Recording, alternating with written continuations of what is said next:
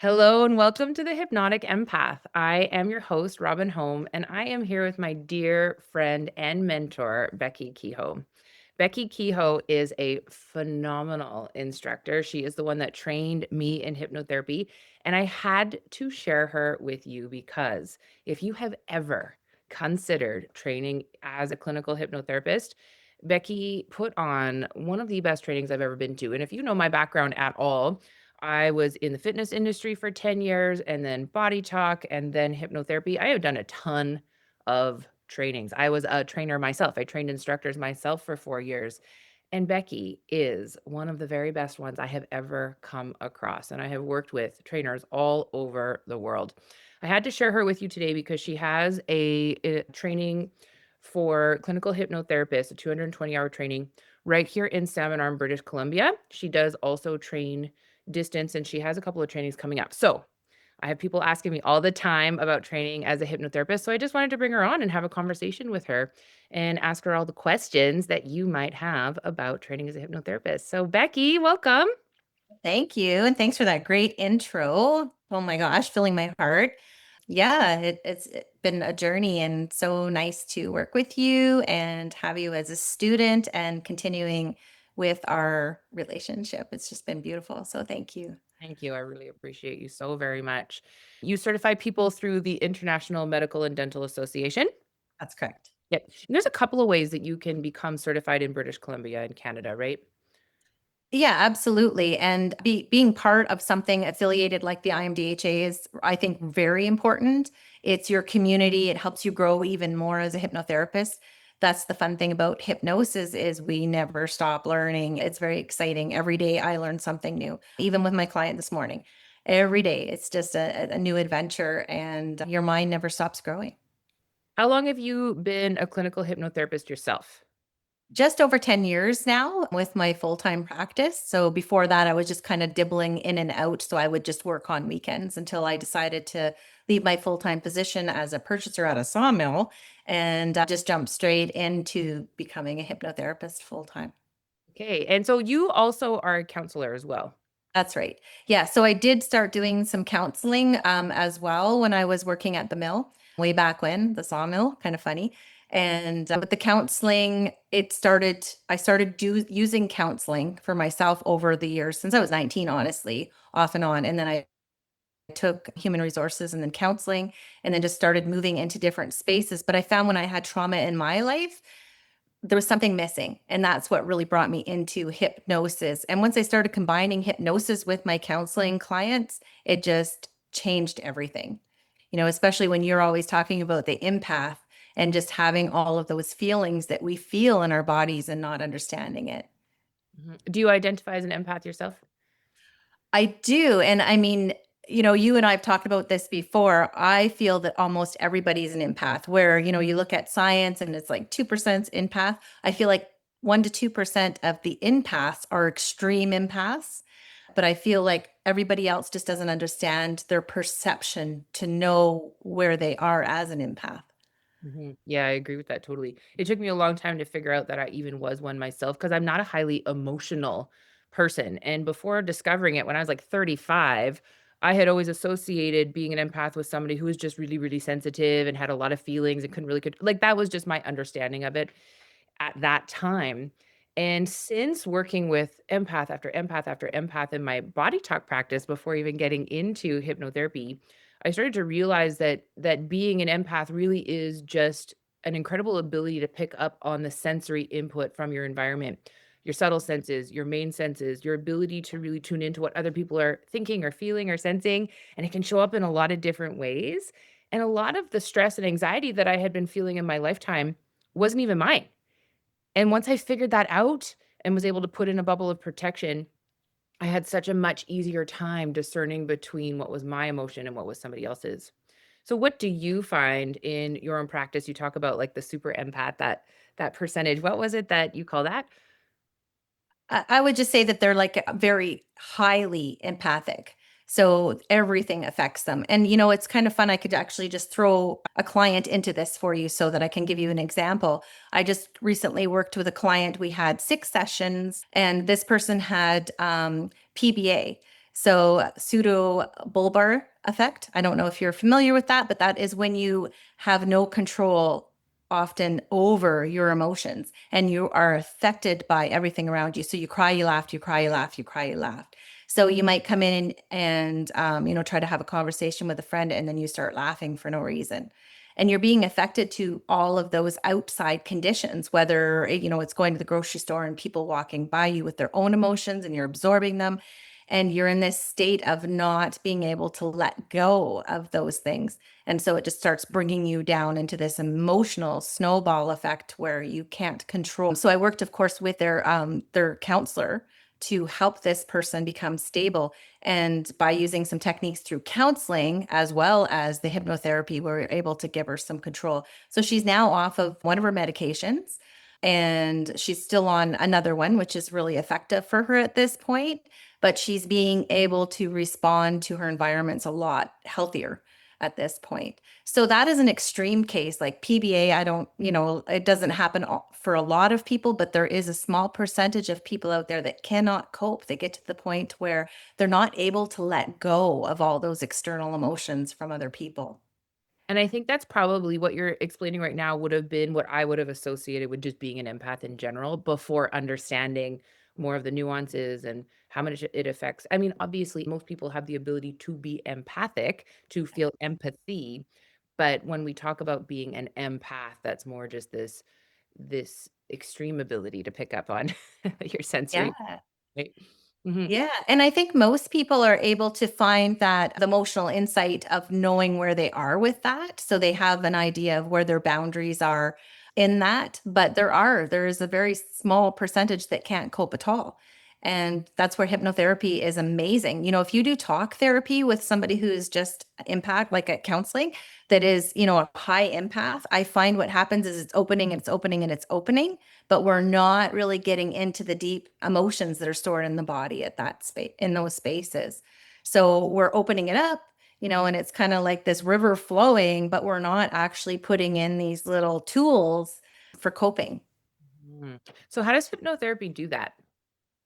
Yeah, so hypnotherapy helps work with the subconscious mind to just finally let that go. And so for the people that are listening who maybe haven't tried hypnotherapy before, how would you define hypnotherapy? So what's the definition of hypnosis? It is a space in which we can connect within. We can do our work in a deeper level by bypassing all the conditions of the day. So if we think about as soon as you wake up, you think about work and your kids and your bills and all of these conditions, we can bypass all of those in a sense. They're still there, but we're going to go underneath of it and connect at a subconscious level and do the work there. It's very effective, especially with the physical changes in our bodies. Why would things show up in the physical body? Has to go someplace. It has to be stored somewhere. We're a neurological, energetic being. And so it has to be placed someplace, no matter what that looks like. And when you think about electricity, it goes from one spot to another through these lines. And sometimes there's stops in the middle. It were made exactly the same. It has to go someplace. So whether it's a happy emotion, a sad emotion, a trauma, it has to be impacted someplace. And of course, with hypnosis, what we can do is we can dig in there and make those smaller, make those traumas and those big emotions a little smaller. Mm. In my body talk training, we were always taught that there are certain places in the body that hold certain emotion well. So, for example, knees hold a lot of fear. But if you Yes. end up having fear in a different part of your body, that can actually cause more pathology because it doesn't belong there. So if you think about having like fear in the shoulder, that could cause a lot of shoulder issues if fear doesn't belong there. And in body talk, we're able to identify those things and get them moved out of the body so that the body can function better. And the Mm. coolest thing is that we can do that in hypnosis too, because we can ask that body part when somebody's in the highly relaxed state of hypnosis. We can ask the subconscious what's stored in that body part, what emotion is there, and we can get those emotions and those blockages moved out of the body so we can go back to functioning better. Yeah, Yeah, it's a really neat exactly. thing. Yeah. Yeah. And that's what the fun part about week 3 is we're doing parts therapy and that's where we can, jump into those spaces and that's the terminology we use, of course, in hypnosis is parts therapy, where we can go into that part of your body that's representing those traumas or has those triggers involved. Mhm. Yeah. And we've had some amazing situations. I mean, even in our class, we had some really fun sessions. I think one of my favorite sessions that way, which was so extreme, was when I had a gentleman come in who was limping and we went into some social anxiety. And that's what we were working on. When he essentially came in, he just wanted to work on the social anxiety. And he discussed, of course, the fact that he went to specialists for his knee, but he didn't want to deal with that today. And he had been limping since he ever could remember. Yeah, I think, gosh, I think he was 10 when he first remembered limping. So that's how long he had that limp. Anyways, to make a long story short, he actually went to a space where he fell in a hole in the backyard and hurt his knee when he was a child. And he thought he was stuck in there. So he panicked and he hurt his knee in that space and he remembered screaming and nobody would listen. And that created a social anxiety, which was interesting. So when we reframed and he worked through all the healing from that process, he literally walked out of my office not limping. And it took him a few weeks to realize that he wasn't limping anymore. And of course, I didn't want to say anything, but I'm watching him walk out going, this is really interesting. And it was so obvious. Like it's not always quite that obvious, but in this case, it was. And so, of course, when he called, he was, excited, swearing a little bit, and just talking about, like, I'm not limping. Like, I cannot believe this. And he also couldn't believe he remembered that story. So when he spoke to his mother about it, she was like, yeah, that really happened. And he did not remember that. It's neat when we were just talking about the knee and fear. And then here's your example of, and he would have been pretty scared when he fell in that hole and nobody was coming for him.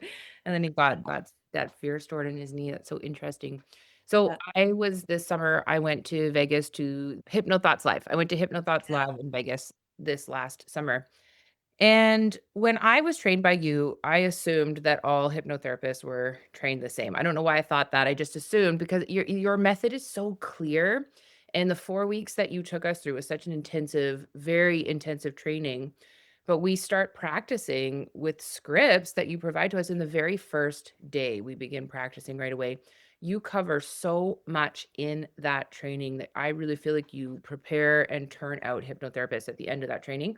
And when I was at HypnoThoughts, there were so many people around me that I was chatting to that did not have that training at all. I remember that one of the presenters was presenting this concept. I was like, "Well, yeah, that's how I was trained. Don't you do that?" And she's like, "I've never even heard of this." And it was just that what they call the echo technique, which is when we use our clients' words for them. So we write down everything. This is how Becky trains. You write down absolutely everything that your client is saying to you in that intake time. And even if when you talk to them on the phone first, you write down everything that they're saying. You're already making some connections yourself just by watching the things that you've written down, by the words that come up, by the phrases that come up. And then you echo those things back to the client. First of all, this builds a lot of rapport with them and they start to feel really comfortable because they really feel heard. When somebody says something and you repeat it back to them, they're like, wow, you really heard me. Subconsciously, they start to feel really safe, first of all. Second of all, it gives you what it is that you're going to work with that client on in the things that you've written down. And when we use the client's own words, their subconscious can receive suggestions a lot better, right? So this is a technique that I just thought was a given. I just thought this is how all hypnotherapists were trained, but that is not the case. So Becky, how did you come up with your spectacular method of training? Yeah, so I'm pretty sure I've told you this story in the past, but I literally, when I graduated from school, I just sort of said to the universe, bring me all the hard clients and just throw it at me. This is how I'm going to learn. And that's kind of been my theory in life forever. Make it um, exactly. Make it hard because that's how you're going to win. And so I started kind of studying all these clients and I was getting, I would get the clients that walked in the door and said, you can't hypnotize me. And I was getting all of these really difficult scenarios and I started documenting them. And as I started doing that, I realized, you know what, I'm doing this wrong. It's about perception. And so if I can understand my client's perception, then I can win for them. And so, of course, hypnosis is not about me as a hypnotherapist. It's about working with the client so that they can do hypnosis because they're the ones doing it. So it's never about what I provide for the client. Some people like magic pills. I mean, we've talked about that many times, and they just want you to put them in trance and rock like a chicken, pretend we're doing stage hypnosis. That's not what it's about. What it's about is, of course, the client doing the work. And so once I started realizing, oh my gosh, it's their perception that is tricking them into thinking they can't do hypnosis. I think I took 100, I don't even know, I'd have to pull my files, maybe 100 cases, and just kept studying them and realizing that it is all about terminology and their perception. So maybe their perception is visual. Maybe it's all about sensory, smell, as an example. If we can use their words and their responses perceptually, we can bring them into a space that makes them feel safe and vulnerable at the same time. And so, if we can do that, they're able to express themselves at their deeper subconscious level easily. My work's done for me. As a hypnotherapist now, all I need to do is support them because I understand their perception. So that's what I've done with the program is I've really changed it so that the hypnotherapists that learn from me understand the perception. And it's so we do a lot on rapport. We do a ton on perceptual work. It's perceptual hypnosis. That's what it is. And being able to support your clients with their individual perceptions. We talk about empaths. Some empaths come in and they're extremely emotional. If we can meet them in that space of emotion, we can guide them anywhere. But maybe we have somebody who doesn't understand their empathy. Maybe we'll get somebody that doesn't understand they even have any kind of a feeling or a perceptual response. Maybe they don't hear, maybe they don't see. They will have something. And almost always, it might even be a sound. I'll get to a point and I'll use teenage boys because often they have a hard time expressing, but they will have a sound. And so we can even work with just those sounds. We can just work with what the client gives us. And of course, I mean, we could talk about this for hours, but that's where I came to that space of changing the entire program so that it is about perception. Mm. That is what we're doing as practitioners. It's the same with body talk practitioners. We are observing the shift. We are not making the shift. I am not a healer. I do not identify as a healer. Even when I was just, exclusively doing body talk, I do not call myself a healer. I am not a healer. I am an observer. And I'm here to hold the space for you to heal yourself. And I'm here to facilitate that and observe it. And it's the same thing with hypnotherapy. I love how empowering hypnotherapy is because we are guiding somebody into the supremely relaxed state of hypnosis where they can get in touch with their subconscious mind that has all of their programs, all of your patterns, all of your belief systems are there. It's 95% of our perception is our subconscious mind. And in hypnosis, when we guide somebody in there, and then you have a trained practitioner who is able to observe and respond and perceive, then we're able to guide them into their subconscious mind to ask the right questions, to put together some of the pieces for them. But ultimately, it is the client who is doing the healing. Yeah. Yeah. And I think with this no fail situation, like there's no possible way that one of the students could not walk out and go, oh my gosh, I feel great about my first 3 sessions with each one of my clients. Just the way I have it set up and the processes laid out for them. I feel like I've given them enough tools. And that's the biggest thing for me is because I just, my heart is full with my students graduating and walking out there with that whole bag of tools and being able to say to themselves, okay, I've got my first 3 session with every client completely figured out the day that I walk out this door.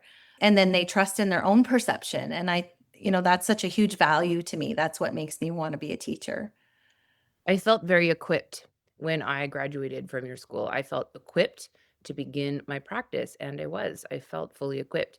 And it's a neat process that you do because there is in hypnotherapy some practitioners just use scripts. That's called direct suggestion. And we have a process. The difference between like meditation or guided meditation and hypnotherapy is that we actually take our clients into what's called an induction, which is where we induce the state of hypnosis. We guide them into inducing the state. So there's steps that we have to follow. So in the training that Becky did, there are 9 steps that you guide a client through for hypnosis. And so you do step 1, then step 2, and all the way to the end. That's your 9 steps. And there are scripts for each section of the steps. And so the very first day, just practicing with the students, Becky was like, "Okay, now we started with just 7 steps, right? But you're like, you're gonna pull a script for each section. So now you're gonna have your scripts and you're gonna read them. One script, then the second script." And that was the very first day. And so we got to practice putting a colleague into hypnosis right then and there. And then you can mix and match scripts, but you always do the same pattern. And over time, your subconscious starts to download that information. It starts to become what we call your patter. And your patter is your rhythm that you talk. And I always joke how my son won't let me do it. We're not supposed to do hypnosis with our family members anyway. But he really doesn't like listening to me, like even on the podcast, because he's like, "Mom, your voice sounds weird." I'm like, "That's my hypnotherapy voice. That's my pattern." And I do have a different voice when I'm putting somebody into hypnosis, and that's by design. That's on purpose, so that their subconscious knows, "Oh, it's go time. It's time for hypnosis," because my voice changes, right? So Becky had it all provided for us that we would just choose the scripts. We would take somebody into hypnosis, and then you do it day after day after day for the entire training. And by the time we finish the school, then some of it you're off book already. You've memorized other pieces. And I just found it such an empowering process that really we learned through doing. Yeah, absolutely. And I really think that, there's a huge value. I think it's day 3. I already bring clients in. I have a whole list actually right here for my next class of people volunteering. And, it's just amazing. It's beautiful seeing these clients come in, with the new students and the trust that's created instantly for the students inside themselves when they realize how much value, even with that first, couple steps, allowing somebody to feel that calm and peace within themselves. It's really, really challenging for some people to go to that space. And so even with that very first week, it can be so powerful for these volunteers coming in. And yeah, it's definitely a blessing. Well, and it's neat because if you've ever seen Grey's Anatomy and, they're talking about training new surgeons and they say, "Watch one, do one, teach one." I Yes. always think about that's how you have it set up because the first week, Yeah. you were sitting in on us doing our practice and you were jumping in, jumping in, jumping in because we wanna make sure that the client is always safe and you made sure. Second week, you're saying way less, jumping in way less. Third week, way, way less, and by the fourth week, you're not jumping in at all. And it was so effective because we knew if we got in trouble that you were right there. We also knew if we did something quote unquote wrong, you would never let us injure or harm a student. So you would jump in. And your perception was another great way that we learned through your perception of like, this is what I would have said, or this is what I would have done. So then we were able to do with that safety net of having you right there with us. That was great. Yeah. Yeah, and I think it's really valuable also how much we write them on the board. How we break it down step by step on the board, and just kind of go through, what would Robin do? What would, so and so do? What would Ange do? When I think about those different processes and just having that dialogue as well, because we have to remember no matter what, we perceive it all differently. And often there's no wrong answer. And I think I say that almost every single hour during class. There is no wrong answer in a lot of cases. What it is whatever the client delivers to you is always the right answer. So as And long as we're following their terminology, their emotion, and their responses, we always win. And as long as you're perceiving, as long as you're listening, and that's why you write everything down. So that was interesting too, because as we would have one student practicing, one student going into hypnosis, and the rest of us would write. We were writing, Right. writing, writing. So then you're practicing the skill. And I mean, even to this day in my sessions, I'll have 6, 7 pages of written hand notes, right? But it's essential. It is the piece that I think makes it so effective.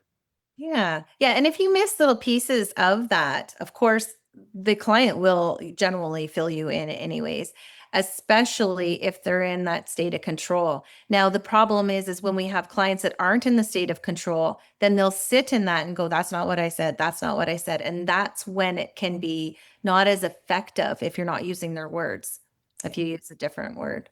You're just using a straight script, let's say. That's right. Yeah. So I think we've talked about that too, like writing personal scripts for our clients and trying to use their terminology and how effective that can be, as opposed to adding your own words in there. So that's kind of an extra thing that some hypnotherapists do after. I think you do that with all your clients, don't you?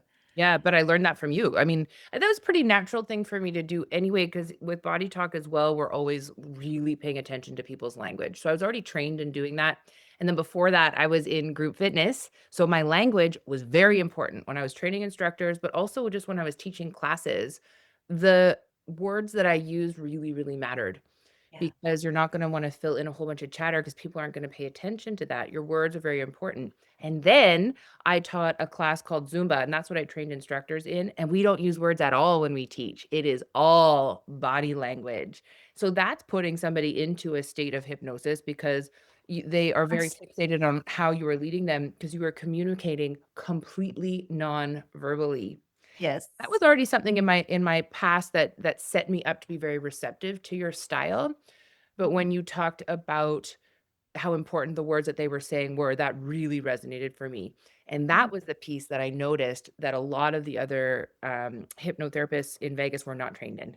Yeah. And physical hypnosis is just about as important. That rapport, even you and I talking to each other right now. Like when you move into the screen, I'm moving into the screen. We're in hypnosis with each other. So we're in physical hypnosis. So, I'm wondering if you could share any tools for empaths specifically, just some home hypnotherapy tools that they could use if they're feeling drained or overwhelmed or just having trouble coping?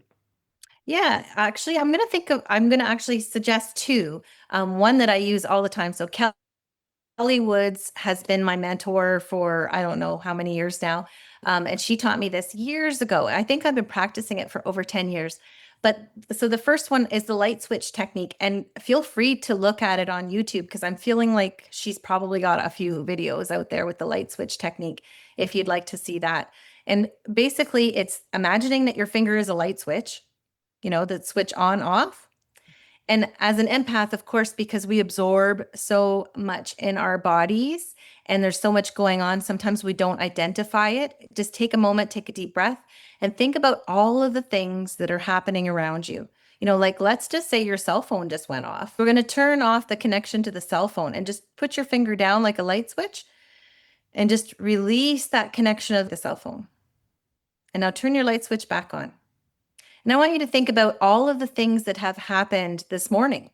Your other clients, maybe working with the kids, your husband, and you're just going to turn that off. Perfect. And now, because we all have these lovely different challenges of food, let's think about, having to prep food or what you've eaten today or what you're thinking about eating. Let's turn that off because often that's in the front of your mind. And then, Robyn, is there something else as we turn the light switch on that comes forward for you that you need to shut off? I have a headache. Ooh, let's really connect with that headache, where it is in your physical body. Notice where it's coming from, whether it be weather, conditions around you, stress, even the computer, who knows, right? Think about where that comes from. Take a deep breath and let's turn that off. And then just give yourself permission to lessen that. Yeah, Mhm. well done. Okay. And what else would you like to shut off? My son's on a field trip on the school Oh, bus, and I worried about him being on a school bus on the field trip, and I know it's just fear and anxiety and worry. It's, I know that it's not an intuition or a premonition, but it keeps popping in. I'm like, "Remember to be worried." So I've been trying to shut that off all day. okay. So just take a minute and visualize how safe he is with whoever's with him. On the school bus, he has other people there, grown-ups. Okay. There you go. Just let that settle in your body and then shut that off when you're ready. Perfect. Okay. And what else do you need to shut off? I think that's it. Okay, perfect. So let's just turn that right down so that you can just concentrate on what's around you. All the way down. Boop. Perfect. So this is a technique, the light switch that I use all the time. Just let yourself breathe in that calmness now that you let all that go.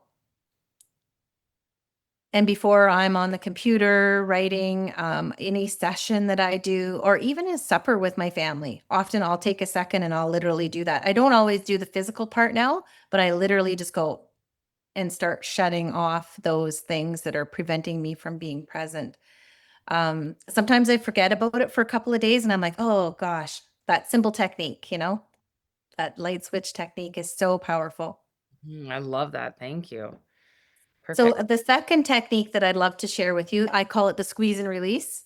And it is literally just squeezing the muscles in your body, going all the way through and just releasing and just identifying what's happening there. Because as empaths, what we do is we'll collect things in different parts of our body. You talked about how the knee has specific things in there. Um, um, for me, it's neck and shoulders. And so if I can just go through and just identify what those emotions are, if they're somebody else's, if they're mine, and just saying, okay, I see you, and just letting it go, I can finally rest at night. So this is something that I do every single night.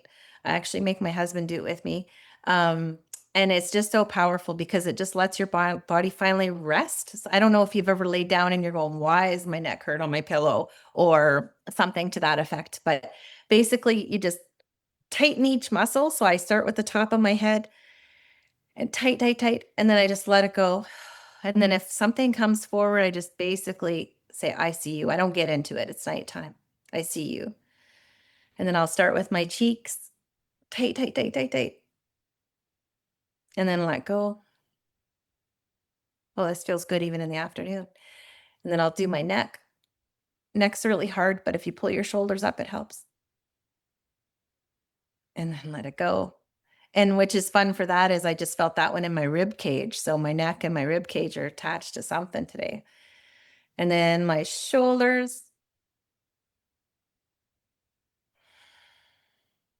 and my ribs and lungs, just pulling that in.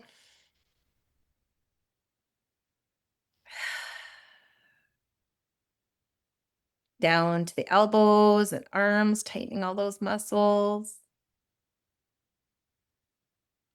Release. Forearms.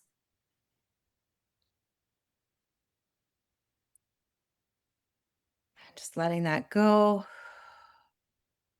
And the hands. And we want to squeeze the hands super tight because a lot of us get fight syndrome. And then as soon as you feel that pressure, let it go. Don't make it painful. And then just let it go. And we're going to go back to our core. Interesting about the core, when we tighten our core, our lower back, we usually feel it in both spots. So pulling that core in.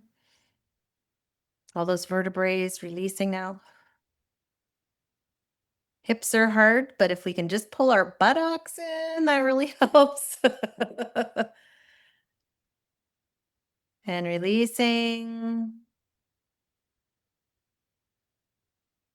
the thighs.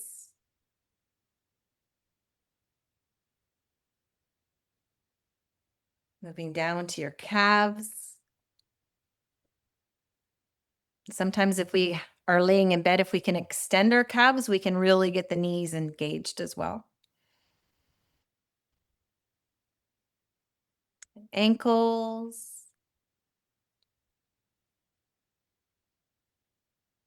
And squeezing our feet and our toes. Just letting that go. And now if there's another spot that kind of comes up that I haven't spent enough time on, I'll spend some time there.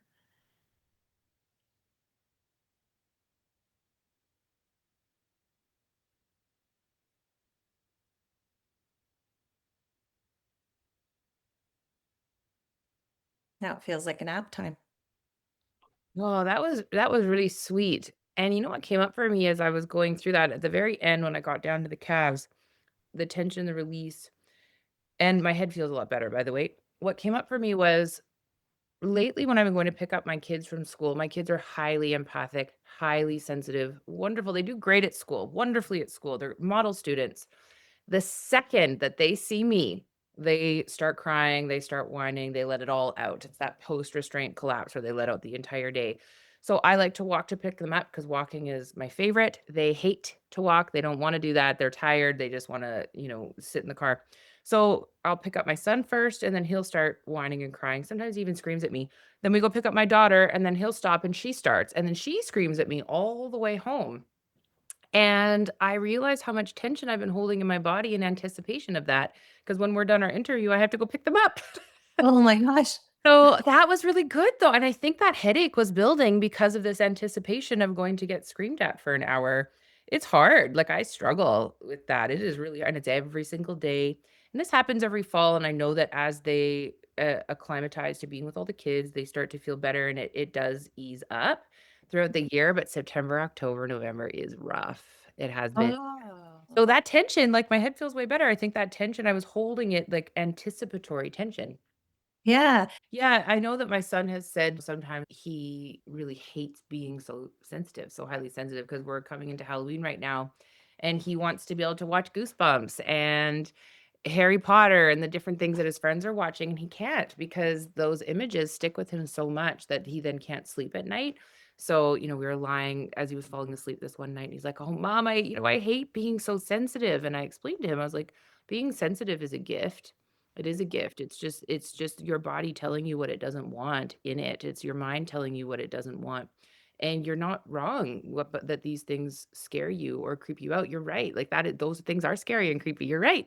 And Yeah. it's just your body's way of trying to keep you safe. So we talk about how being highly sensitive is a gift. It just needs some training and it needs some protection. And I love those kinds of tools. I do another tool with my kids at night when he's trying to fall asleep. Our subconscious is most active right before we fall asleep and right when we wake up. Yeah. So he can access it the best. So of course, anything scary or creepy that he's seen that day, when does it come up? Right when he's trying to fall asleep. And all of a sudden the image will be right there. So I learned something from my EMDR therapist that was so helpful. And she just calls it squeezing it out. So I take one of his hands in each of my hands, and then I alternate squeezes, 1, 2, 1, 2, 1, 2. And I get him to think about the thing that he's really freaked out about. And that's what we call bilateral stimulation, when you're stimulating both sides of the brain and the body. And that helps the body to process. Because I've explained to him those images and those pictures are coming up because your body's trying to process them. And if you can process them, then you can let them go.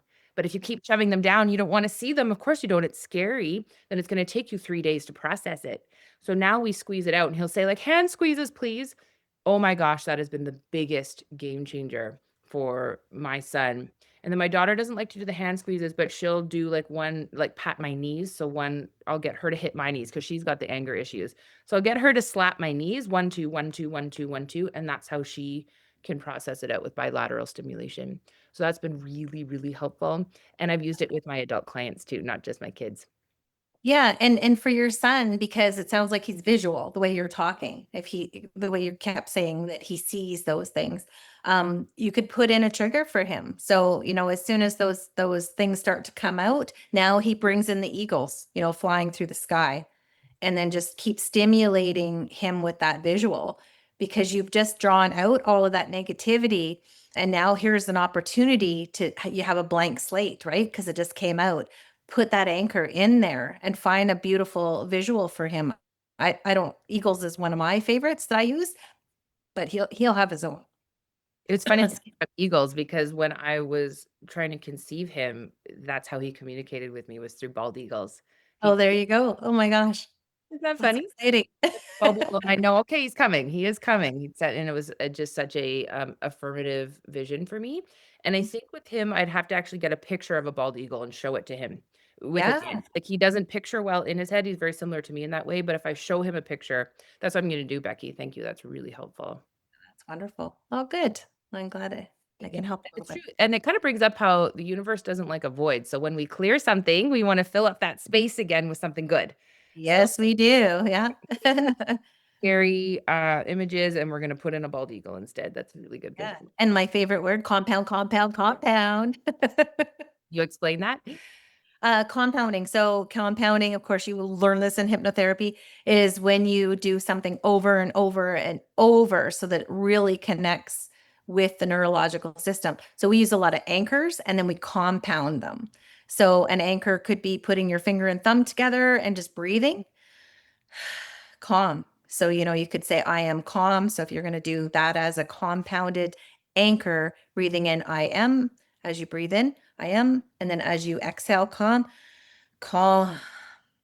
So you're anchoring it. So every time you put your finger and your thumb together, you're going to compound that. So your neurological system will bring it up quicker and quicker every time you do this. And so there's a whole theory on that. Well, what we do know about that is that the subconscious loves repetition. That's how you learn to drive a car when you're 16. Repetition, repetition. Because when you first start learning to drive a car, it feels like there are 150 steps. Then you're trying to pay attention to all of them, and it's so overwhelming. But when you do it and you do it and you do it, you get to the point that you can drive a car and drink a coffee and even like change the station on your radio. So Yeah, because you've done it so many times, you've compounded that experience. And so that repetition, the subconscious loves it, and your conscious mind gets bored with repetition. So then it can kind of take a little break, and your yeah, subconscious will really grab onto the repetition, and then it makes a deeper pathway in your brain. exactly. And then you'll be driving in your sleep. Yeah, exactly. So yeah, the longer you drive, the better you get at it. You're Yeah. compounding the experience every time you do it. Yeah, it's excellent. Thank Yeah. you, Becky. So if people want to train with you, or if they want to just talk to you to see if it's a good fit, because I know that you talk with prospective students all the time, they could just call you or text you or email you just to ask questions. Yeah. What does your training year generally look like? Yeah. So our next part time is going to be February. So if anybody's interested in February, or our next full time was May, I'd be happy to chat with you to find out if you have any questions on it, or even if you just want to learn a little bit more about it, so that you can clear those answers out of your mind. I'd be happy to chat with you. The difference between part-time and full-time training. So part-time is going to be weekends, only Saturday and Sundays. So it is brought over a longer period. So it's a 6-month program and it's a lot of fun. It's just been really brilliant. The difference between part-time and full-time is, of course, you have to wait 6 months to become certified, number one. Number two, you don't have that physical touch part. And no matter what, I love online, but I have to say in person is a little more fun because you have your coffee breaks. You have the ability to hug the other students once they've gone through a big healing. There's just like a little bit of a more of a personal touch when you're able to do all of that. Of course, the in-person is 4 weeks. You're certified at the end and you run out the door with all of your amazing skills and you start your practice right away. So there's some benefits with both of them. I mean, we can't always take time off work, to just process an entire month worth of learning in our brains. So I understand that. Can people do the full-time 4 weeks online? Not at this time, maybe there's the possibility to do that down the road. I have talked kind of over with that Heather with that and what that could look like. I'm just not there yet. Fair enough. And then the part-time though, is it every single weekend all month? So it's 2 weekends on and 1 weekend off because we do have life. We can't not enjoy our life. So we've made it so that there's time off, of course. And then we work around holidays. We don't do holidays. If you do miss one because life happens, we can figure that out. And so if we do end up missing a day, we'll work through that on a personal level with each student as well. Perfect. And that is all online, right? That's all online. Yeah. Yeah, those are two really great options depending on what works for your lifestyle and where you're at in your life. Yeah, yeah, and I understand what you're saying about doing like a hybrid type thing and it might be something that's coming in the future, so I don't want to close that off completely, but at this point, yeah, it's This been point, it hasn't yet been run like that. that's right. That's correct. Oh, Yeah. Bex, you're so awesome. You have been such an amazing mentor to me, and I'm so grateful for your presence on this planet and the space that you hold for your students, the space that you hold for your clients. And I am just so grateful for you. So thank you for spending this time with us. Well, I appreciate that, and I'm grateful for you too, and thank you for the sessions you've provided for me as well. You're brilliant. It's been amazing. Thank you. My honor. Great. Well, we'll talk to you soon. All right, take care. Thanks so much.